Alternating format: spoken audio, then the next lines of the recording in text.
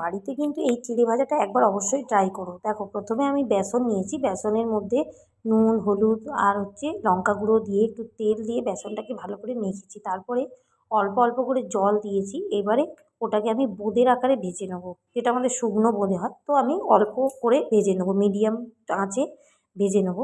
তারপর আমি বাদাম ভেজে নেবো। বাদাম ভেজে নিয়ে আমি এবারে ছোলাকে নুন হলুদ দিয়ে আগে থেকে একটু জলে ধুয়ে মাখিয়ে রেখেছিলাম, ওগুলোকে তেলে দিয়ে ফ্রাই করে নেবো। তারপর এখানে আমি চিড়ে ভাজা করে নেবো।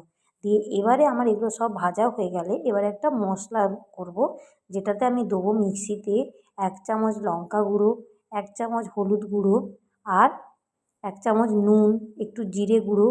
তারপরে আমি চিনি দেবো। দেখো মশলাটা কিন্তু ভালো ভালো দিতে সবই 1 চামচ 1 চামচ করে দিয়েছি। এবারে চিনি দিচ্ছি। তারপর একটু চাট মশলা দেবো। চাট মশলা দিয়ে ভালো করে আমি মিক্সিতে মশলাটাকে গুঁড়ো করে নেবো। এইভাবে কিন্তু গুঁড়ো করে নিতে হবে। দিয়ে এবারে মেশানোর পালা। এবারে চিড়ে ভাজা যেগুলো, দেখো চিড়ে ভাজাটা আবার এত সুন্দর হয়েছে পুরো হাত দিয়েই ভেঙে যাবে। তারপরে বাদাম, ছোলা আর ওই যে বোঁদেগুলোকে ভেজে রেখেছিলাম সব দিয়ে ভালো করে মিশিয়ে নেবো। তো মিশিয়ে আমি মশলাটা করি একটু একটু একটু একটু করে দিয়ে দেবো।